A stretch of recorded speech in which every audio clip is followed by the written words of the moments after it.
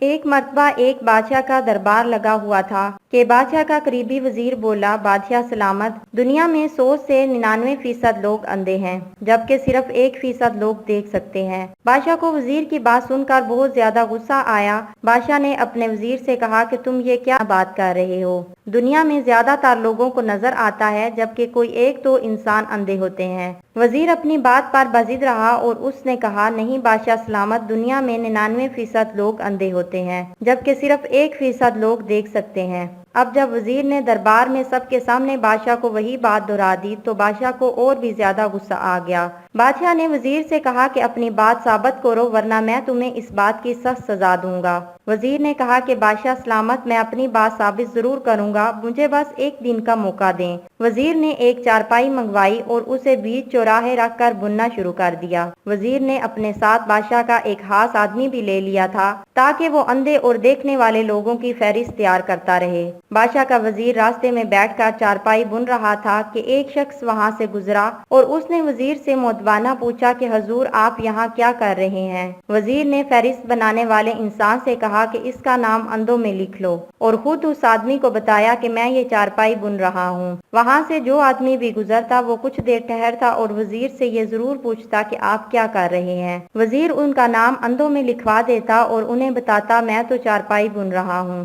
اتنے میں وہاں سے بادشاہ کا قافلہ گزرا تو بادشاہ بھی وہاں رک گیا اور وزیر سے کہا کہ تم یہاں کیا کر رہے ہو؟ وزیر نے بادشاہ کا نام بھی اندھوں میں لکھوا دیا اور بادشاہ سے کہا کہ عالی جاں، میں چارپائی بن رہا ہوں۔ ابھی یہ بات ہو ہی رہی تھی کہ اتنی دیر میں ایک اور آدمی آ گیا اور اس نے کہا کہ جناب، آپ یہاں اس جگہ بیٹھ کر چارپائی کیوں بن رہے ہیں؟ تو وزیر نے اس فہرست بنانے والے آدمی سے کہا کہ اس آدمی کا نام دیکھنے والوں میں لکھ لیجئے۔ وزیر نے اپنے بادشاہ سے کہا کہ بادشاہ سلامت، دیکھ لیں، میں نے اپنی بات سچ ثابت کر دی۔ آپ سمیت جتنے لوگ بھی یہاں آئے انہوں نے مجھ سے یہی سوال کیا کہ تم یہاں کیا کر رہے ہو، جبکہ صرف اس ایک آدمی نے مجھ سے پوچھا کہ آپ چارپائی کیوں بن رہے ہیں۔ یعنی اس ایک شخص کے علاوہ کسی کو بھی اپنی بصارت پر یقین نہیں تھا کہ وہ جو دیکھ رہا ہے اسے تسلیم بھی کر لیتا۔ وزیر نے کہا، بادشاہ سلامت، جس شخص کو اپنی بصارت پر یقین نہیں ہوتا وہ دراصل اندھا ہی ہوتا ہے۔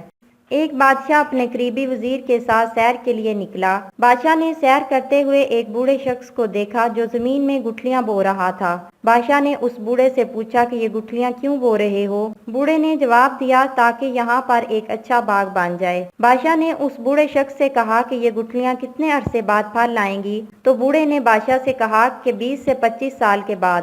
بادشاہ یہ بات سن کر بہت ہنسا اور کہنے لگا کہ بڑے میاں، اپنے پاؤں دیکھو، قبر میں لٹکے ہوئے ہیں اور تم 20 سے 25 سال کے بعد کا سامان پیدا کر رہے ہو۔ بوڑھے نے اپنے بادشاہ کی یہ بات سنی تو بادشاہ سے کہنے لگا کہ بادشاہ سلامت، اگر ہم سے پہلے والے لوگ بھی یہی بات سوچ لیتے تو پھر ہمارے پاس تو کھجور کا ایک بھی درخت نہ ہوتا۔ بادشاہ سلامت، دراصل بات یہ ہے کہ لگاتا تو کوئی اور ہے لیکن اسے کھاتا کوئی اور ہے۔ بادشاہ بوڑھے شخص کا جواب سن کر کہنے لگا کہ بے شک صحیح کہا۔ بادشاہ کا یہ طریقہ کار تھا کہ جب بھی وہ کہتا کہ بے شک صحیح کہا تو بادشاہ کی طرف سے اس کا وزیر صحیح بات کہنے والے کو 1000 دینار انعام دے دیا کرتا تھا۔ اس وزیر نے بادشاہ کی بات سن کر بوڑھے شخص کو فوراً 1000 دینار انعام کے طور پر دے دیا۔ بادشاہ اور وزیر وہاں سے چلے تو بوڑھے نے پیچھے سے آواز لگائی اور کہا، لوگوں کو تو 20 سے 25 سال بعد پھل ملتا ہے لیکن مجھے تو فوراً ہی میرے باغ کا پھل مل گیا ہے۔ بادشاہ نے پھر کہا کہ بے شک تم نے صحیح کہا ہے۔ اس وزیر نے بادشاہ سلامت کا جواب سن کر بوڑھے کو فوراً 1000 دینار انعام دے دیا۔